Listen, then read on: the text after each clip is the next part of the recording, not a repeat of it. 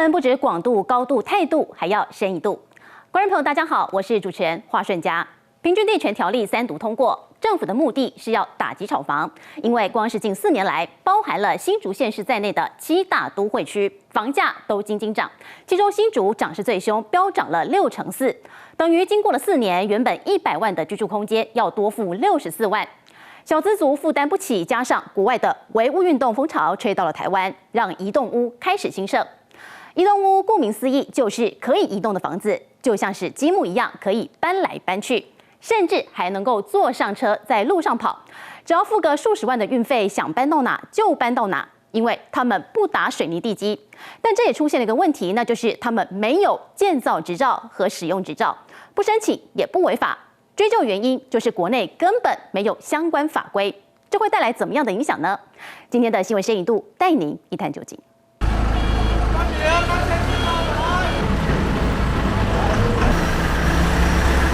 一整间房子就这样坐上车，在大马路上奔驰。到了目的地，高高吊起，准备就定位。就像是积木一样，可以随时搬迁移动，30分钟就能定位。但这真的是民众住的房子。这个房子一进来的时候，它这个什么都有了，只是我在拿我的衣服过来而已。王太太在这里住了1年多了，当初因为想过清幽的日子，所以选择住进来。人你越来越少了，孩子结婚了，一个人一层楼，觉得很空荡，你知道吗？而我这一边的话，2、3个在这一边，我就觉得很温暖。除了较有温度，更关键的是它能移动自如，想换地方住就换地方住，只要付个几万元运费，移动房子就好。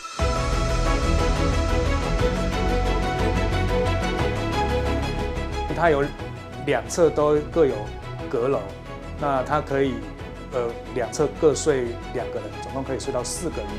以这栋以木头材质搭建的移动屋来说，号称房子可住75年，结构体保固20年，面板用的是日本块木，里头隔间、厨房、干湿分离的厕所应有尽有，中间还加入高密度发泡，强调冬暖夏凉，潮湿也不会发霉。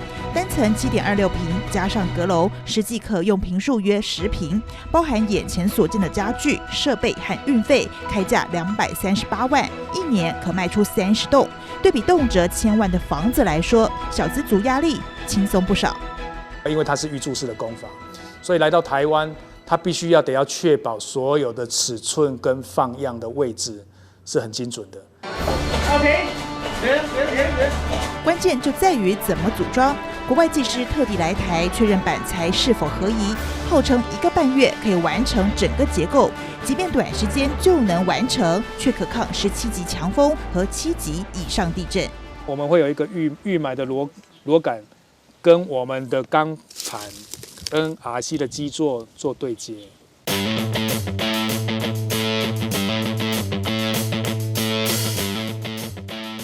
大概用8颗组合屋组装而成，1颗是3米乘6米。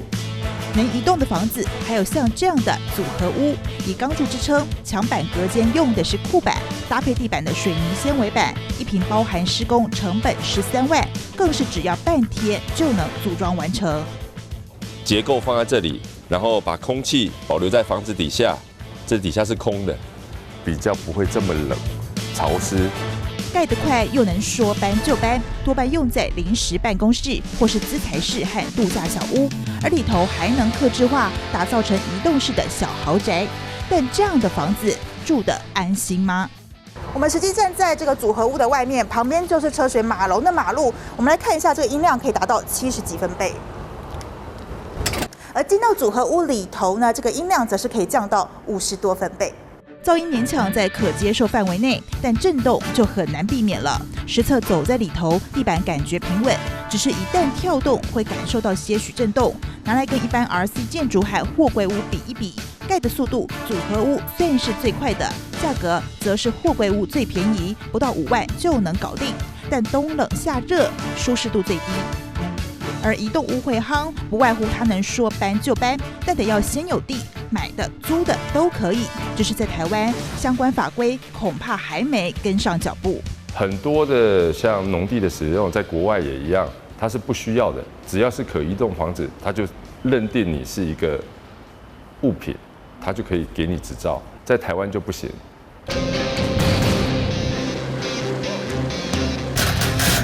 可移动就不属于建物，不申请建照不违法，关键就在于台湾根本没有确切法令让业者依循。一旦没建照，火灾险、地震险就通通没得保，出了事责任谁来担？在台湾，如果要完全合法，一样还是照原本的模式，请建筑师、结构技师去完成这所有的申请，才是合法。业者住户权益没人保障，而要成为不动产就要有门牌，光是申请建照和使照就得花费半年到1年时间。在享受移动方舟便利的同时，民众还是得考量能否承担背后风险。就是因为没有相关的法令规范，因此很难掌握移动屋确切的数量。散布乡野间的不计其数，只能够粗略统计，每年约增加3到4成。也因为需求高，甚至还出现了汤屋型的招待所。但是讲究追求大自然，就得考量如何友善环境，这也是未来的趋势。国内就有厂商将工业与生活中所产生的废陶瓷拿来再制成地板，光是5.5平大的这个地板就能够消耗掉660公斤的陶瓷砂。过去了，我家飞起来了！你看我家的厨房，飞在那里。热爱大自然和旅游的艺人佑胜，1年前带着家人入住小木屋，拍片公开这栋落脚在台中清水的田间迷你屋。欢迎光临，各位。点阅人次破100万，更将台湾的移动屋热潮带上高峰。2大移动木屋业者在台湾耕耘20-30年，一家10年卖出300栋，另一家则是9年内卖了大约200栋，甚至每年平均增加3到4成。主要客群是届龄退休的银发族，而其他散布乡野间难以统计的移动屋更是不计其数，也带动移动屋百花齐放。这个5院的空间的话，它其实是比较适合做成一个像招待所的氛围的。长长木桌一旁的榻榻米，还有主卧和可以泡汤的浴池。单院是基本单位，4.5平大，售价100万。而这间22.5平的5院，售价500万，主打家庭式招待所。房子架高90公分，在室内也能贴近大自然。防止地板的潮气之外，还是让它就是在一个比较舒服、比较倾吐性高的一个生活的感觉。就连墙板里头都有学问，还会预留空气层，然后接一个脚料，再做一个空气层。你的所有景都会希望跟窗户要对应得很好。从家具业一路做到盖房子，他是移动木屋的创办人谢东兴，自己就住了10年的木屋。那本来台湾就是湿热啊，所以它就必须是属于凉亭式的。凉亭式就是大量的通风，尽量不要有墙壁。享受自然环境的前提是屋子能移动自如。如何减少对土地的伤害？简易地基是现在业者的解方。也有业者直接拿循环再生的绿建材取代大量水泥地基，要让人类的生存对环境负担再轻一些。带着大理石花纹，看起来跟一般地板没有两样，但你能想象吗？它的材料来自这里。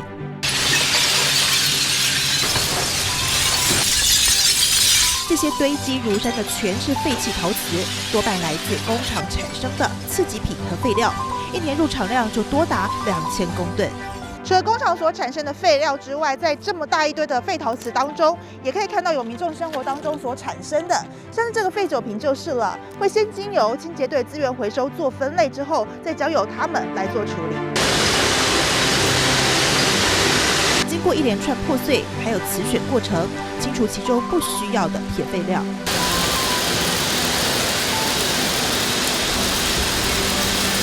最后成为大小差不多的陶瓷颗粒，10分钟流程，1天就能处理1000公吨，目的是取代天然砂石。就是因为它烧结过后，它的硬度比较高，非常高。那所以当我们让它回到所谓的营造的这个资源物质的时候呢，它可以提供非常好的强度，就使用上来说，它就是耐磨跟耐用。一旁把陶瓷砂加入水来搅拌，再倒进模具里。铺平后，一共加入3层纤维布。就像我们一般的混凝土在建房子的时候，会用钢筋。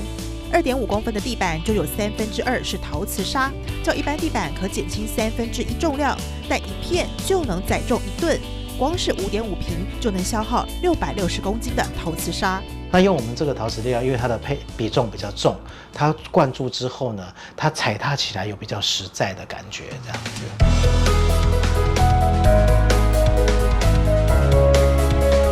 对大自然和快速便利的追求，正反映在一间间盖起的移动屋上。如何更友善环境，是接下来移动屋新趋势。移动屋掀起了居住革命，而在开刀房里头，则是出现了开颅手术的革命。过去开颅如果是全身麻醉，很容易伤到脑部的功能区，导致无法说话或四肢难以正常活动等等。但其实还有一种清醒开颅手术，神经功能被完整保留的几率大幅提升。顾名思义，进行这种手术时，患者是清醒的。透过复健科或神经内科医师发问问题，让患者回答，这样就能确认手术过程是否伤到了他的功能区。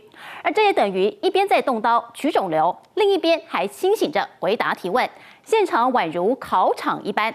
到底手术怎么进行的呢？透过我们的镜头，独家带您直击。叫什么名字？陈宝杰。生日。再三核对身份，现在要进行的是清醒开颅手术。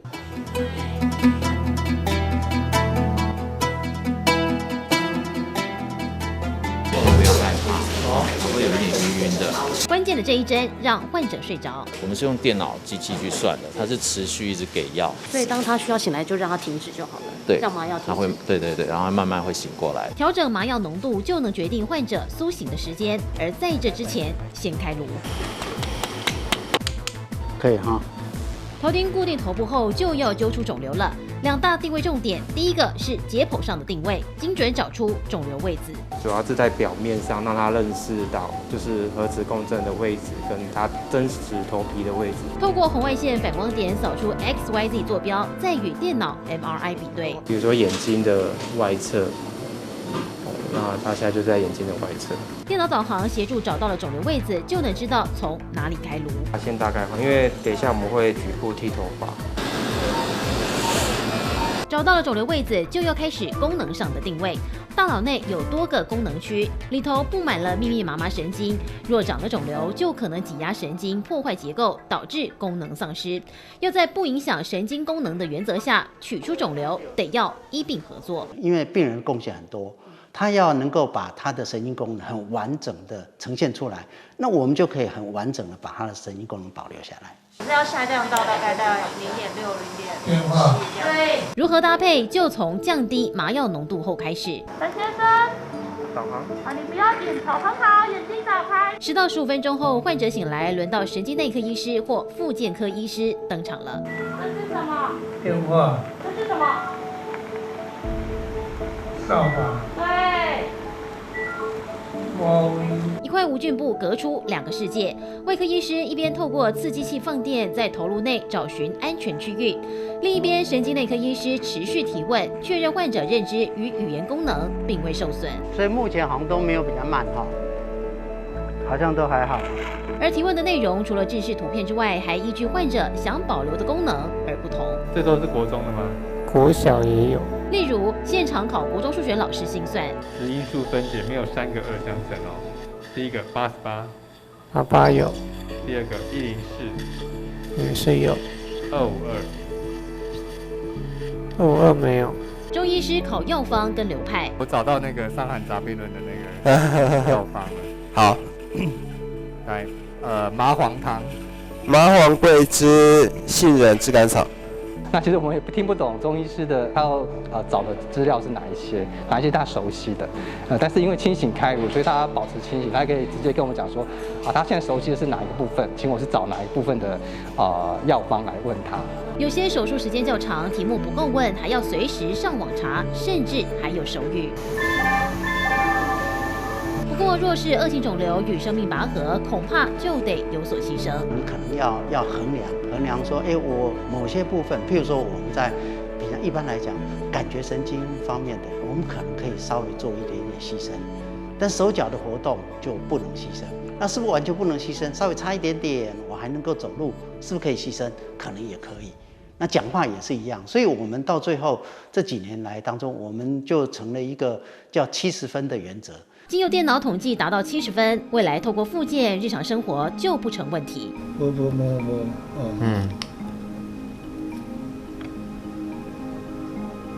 像是原本从事鱼饲料贸易的陈先生，手术前讲话、写字都有困难，这你要慢慢的去回忆、去想，就连右脚也无力。之前走的时候，那会拖嘛。不过手术后，讲话、写字几乎恢复的差不多。我现在身体好了，但是你要把那个工作的那个速度把它加快。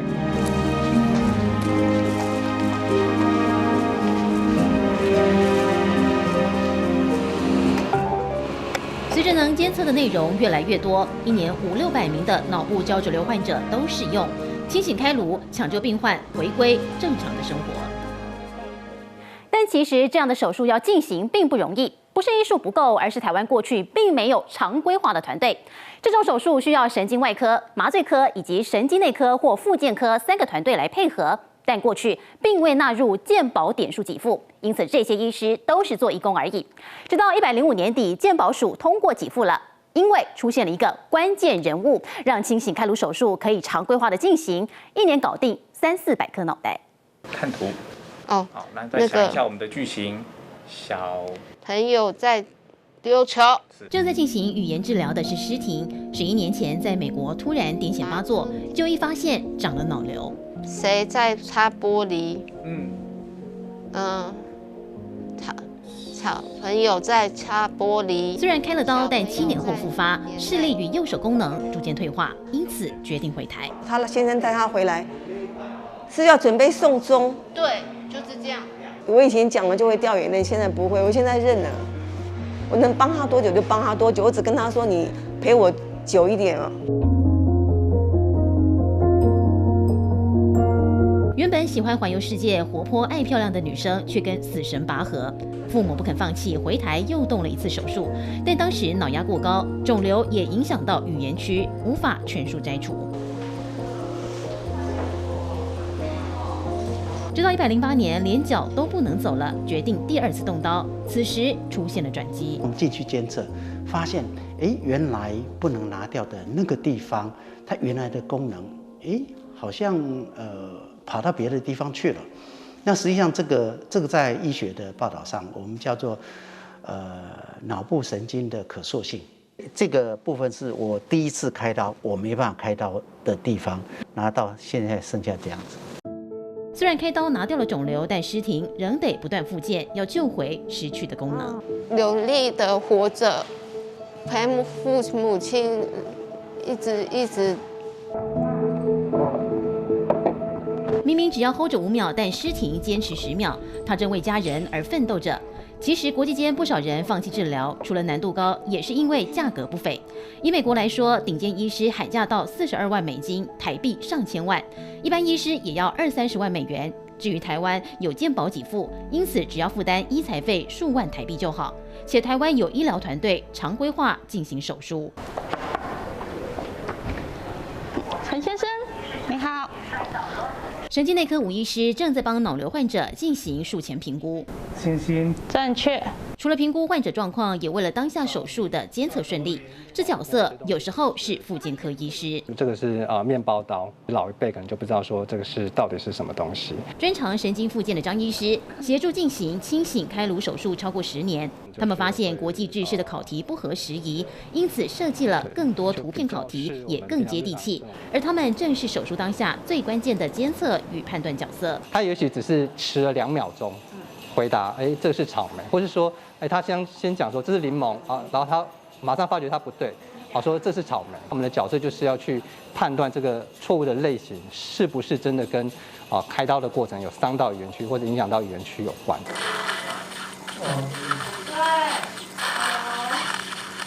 清醒开颅手术神秘团队缺一不可，麻醉医师调控患者沉睡苏醒的时间，神经内科或复健科提供监测讯息给神经外科医师，再由他来操刀。但其实清醒开颅刚引进台湾时，神经外科以外的2个团队都只是无偿协助开刀，现在却能常规化。幕后推手是长庚神经科学中心主任魏国珍。1个礼拜可能有有2天的时间，半天以上的时间就全部就没有了。那他其他的临床工作怎么办呢？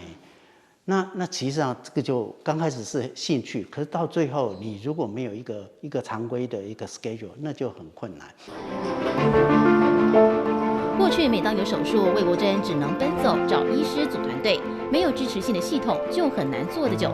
终于，他找到了突破点。在做巴金斯症的深部脑刺激的手术当中，有一段的起伏是神经内科医师到手术室里面去监测，在清醒的时候病人的一些神志、一些电位的变化，它的性质是非常类似的。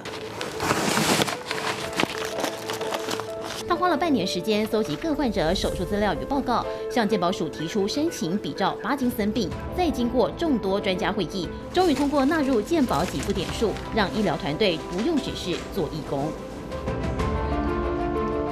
目前全台颈长庚团队将清醒开颅手术常态化，1年搞定300-400颗脑袋，纳入健保，各医院建立团队，受惠的将是医病双方。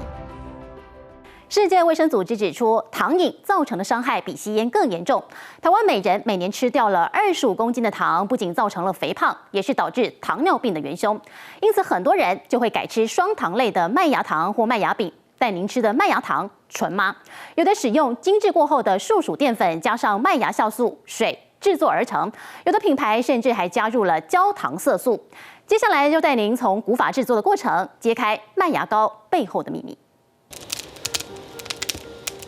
像台湾很多传统东西都已经式微了，年轻人真的不接了。我们的下一代可能就什么是麦芽膏，就是白色透明的，那就秉持这个理念，就继续把它做下去。深褐色麦芽膏在大灶里冒着泡泡，随着时间熬煮慢慢沸腾，透出琥珀色光泽。麦芽膏遵循古法制成，老板一大清早就得上工。浸泡过糯米，要把它蒸熟啊，所以要挖出来，等下拿去大灶里面蒸一蒸。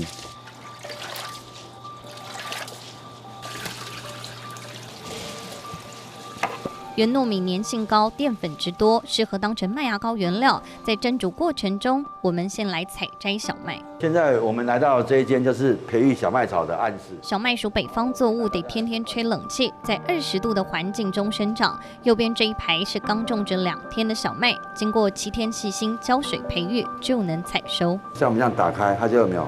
它就像地毯一样，这样子一层。这厚厚一层小麦精富含大量酵素，是制作麦芽膏的灵魂角色。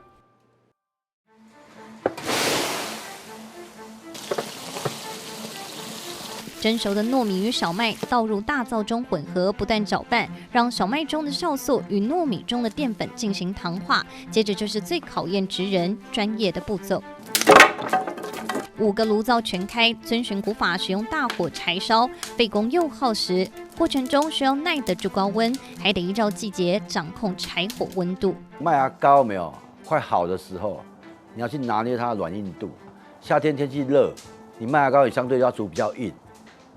那你要硬多少？那个就要靠感觉的。然后冬天寒流来，或者白天比较冷，你又要煮比较软，那个软硬度的调整要靠经验去才有办法做到的。一切全靠经验，传统麦芽膏制作到完成得花11个小时。会接下这么辛苦的工作，王宏建说是跟父亲有关。就一段时间在外面就在混嘛，然后混的时候，然后又进出监狱很多次，然后当你关出来之后，你前科又那么多，你在外面找工作找不到，然后我爸就鼓励我说：“那我们回到山上来，然后远离那些坏朋友。”然后也一起来制作这个传统的麦芽膏。王宏建接班后，结合自己的烤鸭手艺，将麦芽膏涂在烤鸭上，增加外皮酥脆口感，更研发出新口味，将桑葚叶、枇杷叶、蝉壳与麦芽膏一起熬煮，号称是润喉圣品。它上面有密密麻麻的气泡，那这个是因为柴烧所产生的哈。然后的话，你挖起来，你看看，你看。很厚实的颜色，它会有一种很天然的味道，蜜地瓜的味道。熬煮过程中不加一滴糖，却有蜜地瓜香气。原来甜味来自麦芽酵素与糯米淀粉糖化加热转换成的还原葡萄糖，是天然纯麦芽膏所独有。但实际上，市售麦芽膏多数并非天然。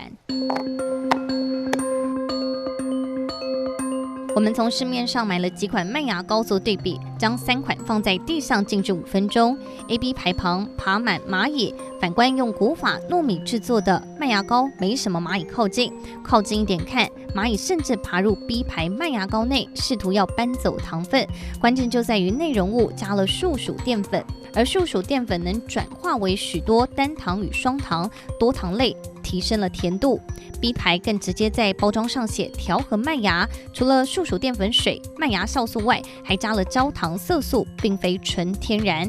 营养师解释，用树薯淀粉制作的麦芽糖叫做水饴，1公斤约160元；而用糯米制作的纯麦芽糖叫做米饴，属于双糖，1公斤约530元，两者还是有差。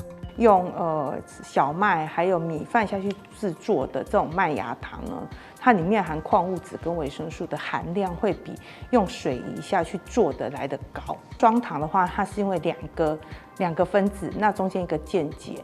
那所以它在到身体的时候，它是需要被消化再吸收的。那单糖的话是等于它就已经是单独的一颗，所以它要消化吸收就会很快，所以对血糖的影响震荡上面会比较快一点。营养师提醒，麦芽膏无论天然不天然，都属于糖的一种，都不宜过量。但对肥胖或糖尿病患者来说，就得小心摄取，因为非天然麦芽膏消化分解速度非常快，一下可让血糖值上升，身体会立刻大量分泌胰岛素。可别以为反正都是糖，而忽略了麦芽糖背后的真相。以前游乐园主要是玩摩天轮等游乐设施。但近几年，因为少子化，还有3C 公园瓜分了客源，让游乐园的入园人数对半砍。而近年来，游乐园是开始兴起了举办主题游行，游客数1个月就突破了14万人，一个万圣节档期营收就破1亿元。从过去的硬实力思维转换为软实力的概念，带您剖析主题游行成功的秘诀。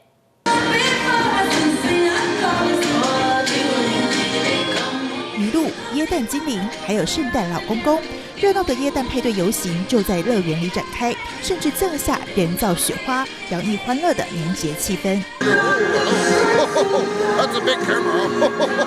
芬兰脸孔的圣诞老人和小朋友互动，更让现场游客沉浸在北国的耶诞氛围里。这样具有主题性的游行活动，不只带动乐园游客人数增加。庆典游行会带动周边商品的热卖，像是我手上这个绒毛娃娃，还有可以往前看哦，这个发箍都是卖的最好的商品了。那他们会依照往年的销售量，还有今年预估的游客人数来做备货。那这个发箍呢，平日的这个备货量是3000的话，那在庆典期间就会达到2倍。事实上，主题游行正是台湾游乐园对于营运瓶颈的解套手法。1990年代，台湾人爱冲游乐园，最风光时，这里1年的入园人数一度突破230万。但游乐设施再刺激，玩过1、2次，恐怕很难再赚回头客生意。那我们不太可能常常会有新的游乐设施，动辄上千万或上亿，小朋友越来越少以外，当然会影响到进游乐园的一个人潮。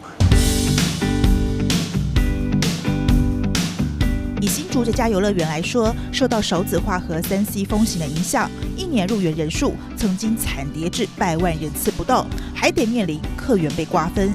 各大乡镇都会有一些这种共融式的公园，那像甚至商场里面也会有这种很多这种儿童的这种室内乐园，那这些其实都会瓜分到游乐园的一些客群。但就在2017年的万圣节前后，业者拿当初乐园规划出的美国墓碑镇来作为背景，扩大举办万圣节活动。为了缔造恐怖氛围，乐园随处可见的骷髅、南瓜等装置，还有暗夜里逼真骇人的猛鬼游行。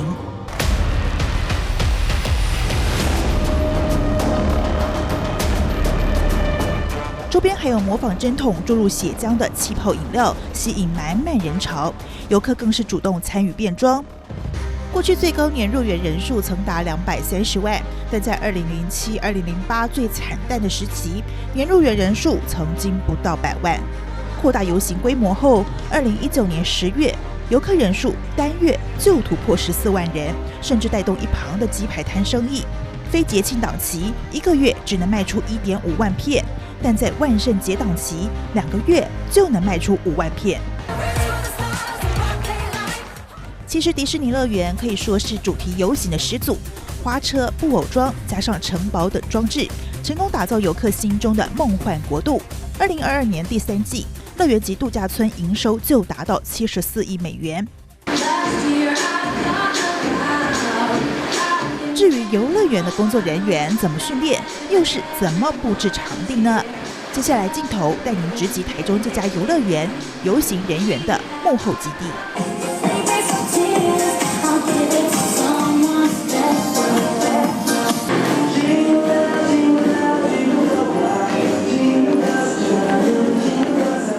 大片镜子前，每位舞者在练习时动作就得精准到位。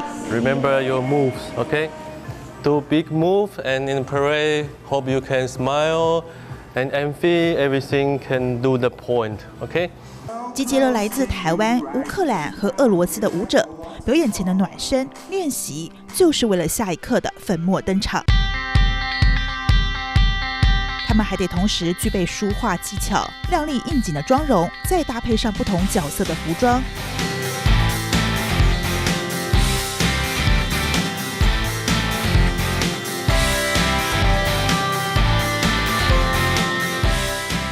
同时，由街头喷漆艺术家制作的花车，也得在游行前做好万全准备。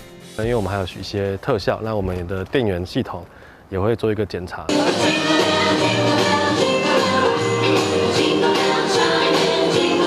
一边游行一边表演，不只和游客互动，还吸引大小朋友跟着一起走。游行的话，就是小朋友会比较有一个休息时间，可以静下来，站在路边，然后看大家跳舞这样子。这里很好玩，很不错啊。来，喜欢哪个？全部都喜欢。如果小朋友非常开心的时候，在对于表演者演出过程上来讲，会是非常兴奋的。我们也会有更多的能量来去展现表演这样子。不止游客增加，周边商品生意都因此较平日多出2成。我们希望能够透过整个度假区的设施新增来说，让游客3天2夜可能都玩不完的状况下，他下次不一定是因为乐园来重游，是因为整个度假区它还有其他想玩的东西来重游。游乐园靠着主题游行吸引游客，再透过一站式集结饭店、商场的多角化经营，拉长游客停留时间，可以让整个家庭在里面享受一个比较好的氛围，同时呢，也不用去很多的景点去舟车劳顿，所有的需求都可以一次的满足。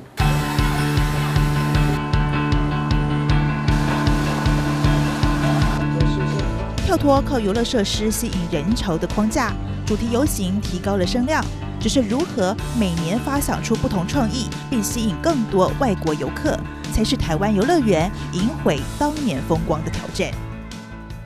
出现危机的还有植物工厂。10多年前，台湾不少科技大厂兴起跨行种菜、盖植物工厂，产值破1亿元，被称为是绿金。但是近几年却纷纷收手了，什么原因呢？带你来看植物工厂的浮沉。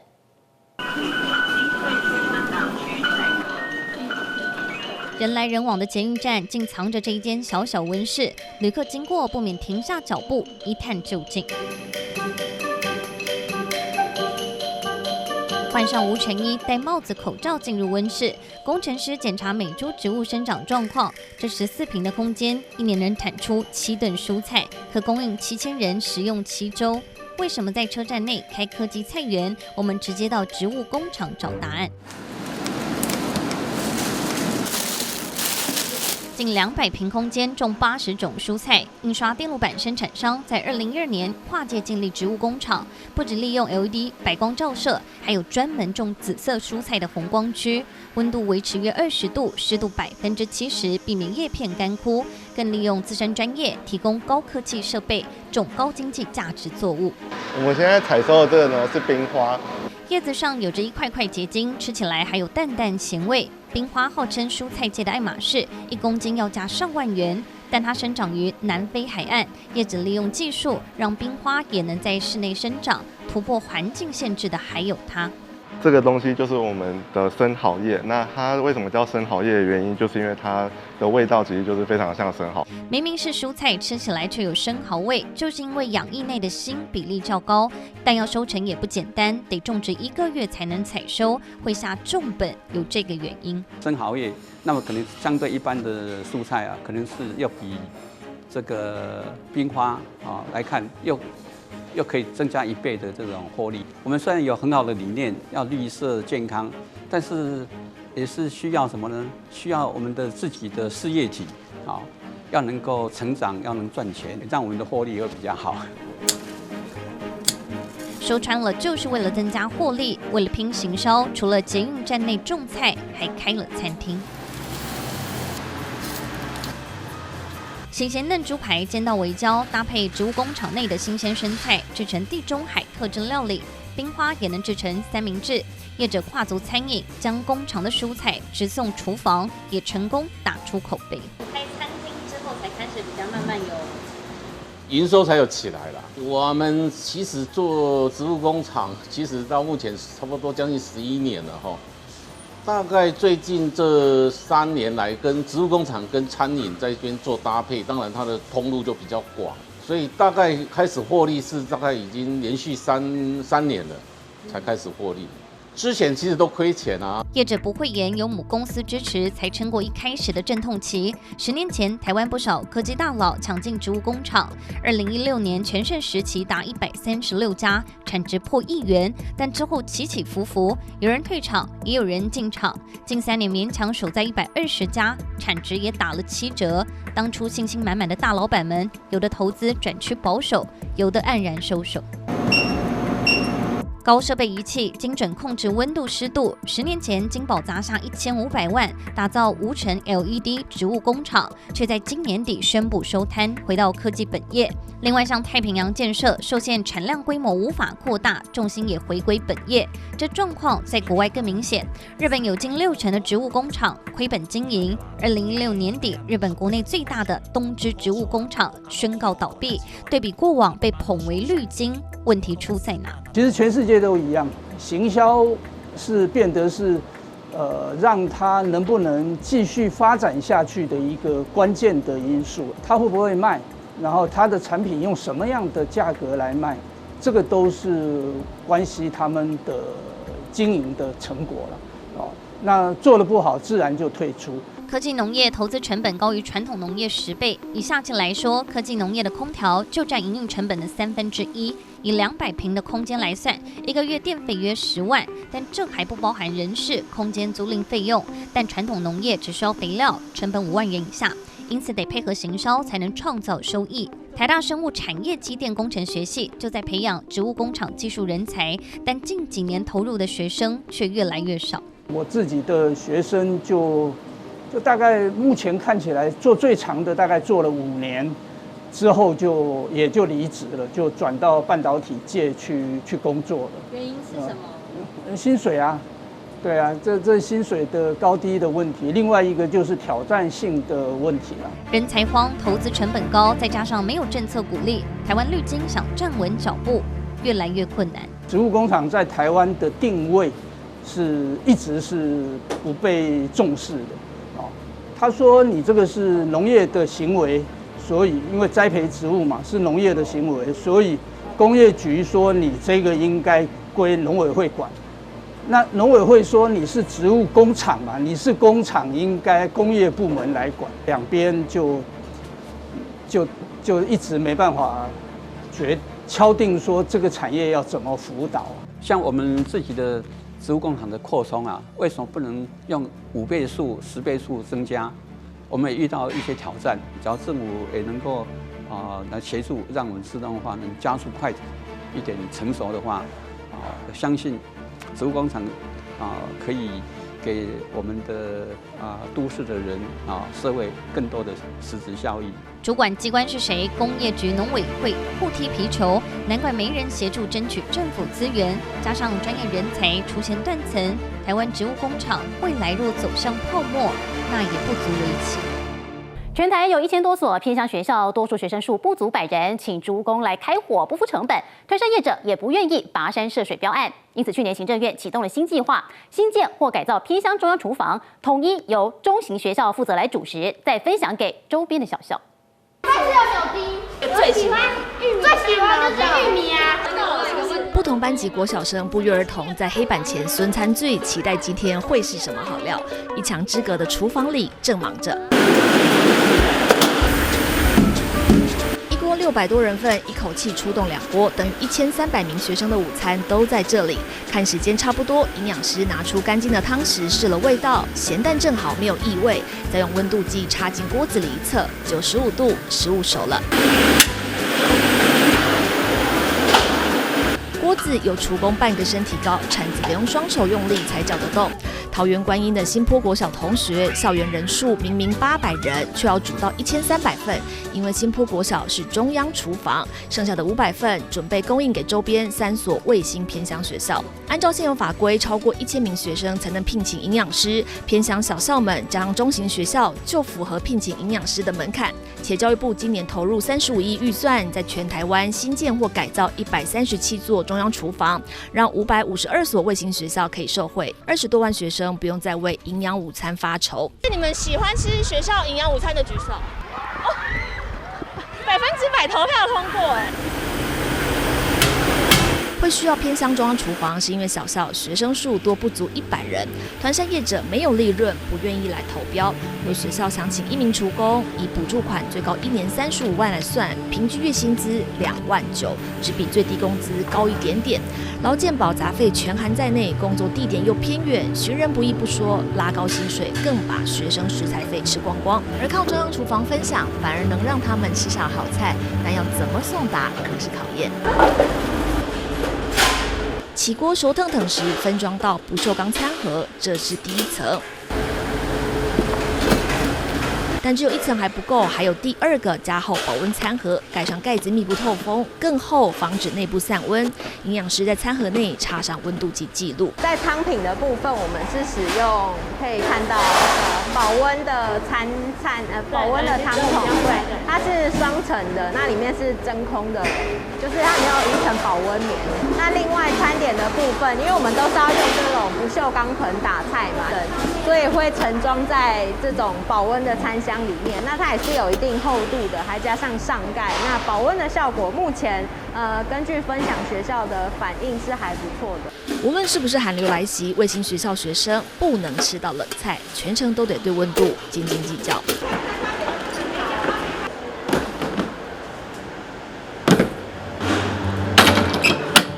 下雨天会比较麻烦。对，风比较大，运车也不行太快啊，几乎都差不多平均在50-60。它会迟到吗？不是，因为你要顾及到后面会被倒掉。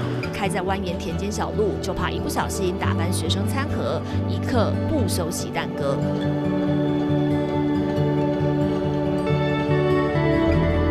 终于在30分钟内抵达最后一间大潭国小，主任看到饭盒抵达，第一件事就是打开外层保温箱，温度计一按，盒内温度还有57度，过关。由中央供应，可能在经费上我们学校这个厨工的人力经费可以节省下来，然后由中央一起供应的话，对整个供应的成本会降低，所以呢，整个菜色就变比较好，比较多元。偏乡中央厨房营养午餐专车穿梭山区田间，让偏乡小孩子吃到热菜热饭，应有的营养不因先天地理位置或物价波动预算高低，让孩子们的健康有所打折。台北市公车有100年历史，每一个时代的车款都各有特色。现在就带您进入怀旧公车的时光隧道。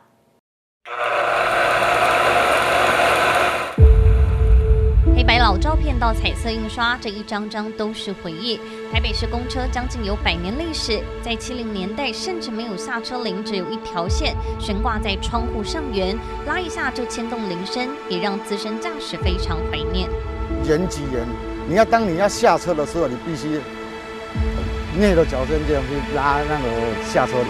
有时候拉不到，大家挤那个会用叫的，我要下车啊，什么那是我下一站要下车啊。除了拉线式下车铃令人印象深刻，民国63年的台北市公车里还曾有车长小姐服务，那时还需要用检票器剪下纸本票券，每天搭乘的学生则会购买月票，还要在某个定点的地方去买那种票，并不是说我们现在下面就有了，站牌里面还会弄一个票亭，专门在卖票。有时候他们忘记打没有票，那会来被我下一次补给你。那个年代还会有这样。70年代公车文化留下的是满满人情味。回顾北市公车演进史，民国42年使用的是美国进口福特公车，2颗大车灯特别显眼。5年后，北市首次购入有头柴油车，采取双门设计，因为外形看似牛头，也有牛头公车的别称。民国65年，终于有冷气公车的出现，公车业者也渐渐开始重视外观，陆续推出彩虹公车，还有双层巴士。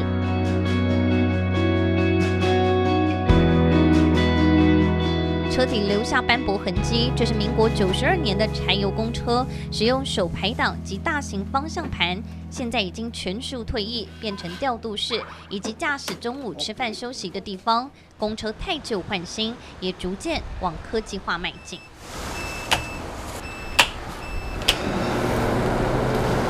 开启电源，准备出发。这款是最新的电动公车，比起柴油车噪音较低，配备也跟着升级。当公车偏离车道，驾驶座前方的警示器就会发出警示声及图示提醒，不小心跟前车距离太近，荧幕上立刻显示警示图，提醒驾驶注意交通安全。若有机车或行人距离公车太近，或进入驾驶的视线盲点区，前方的辅助系统立刻显示红色行人图示，车体前后共有8个监视器镜头，就像驾驶的眼睛，帮忙留意四面八方。还是会有行人跑出来，那时候盲点侦测的时候，他就会叫，那我们就有警示到，对，然后赶快刹车，会比较更好的视野，防止那个肇事的几率降低。我们在驾驶座操作12个钟头，它这边就会显示已经疲劳驾驶了，叫我们赶快休息。数位行车记录器还能计算开车时数，防止疲劳驾驶。目前台北市上路的电动公车达300多辆，北市府也宣布，针对1辆1000万的电动公车，将按照搭乘人次，每人次补贴2.12元，要吸引更多公车业者加速汰旧换新，朝2050净零碳排目标前进。每10辆电动公车相等于新设了1座大安森林公园。每一座大安森林公园1年可以吸的碳排放量大概是25.8公顷。净零转型，电动公车将逐渐普及化，台北市公车演进，从令人回味的美好回忆中推进到科技兴业。感谢您今天的收看，我是华水家新闻深一度，我们下回见。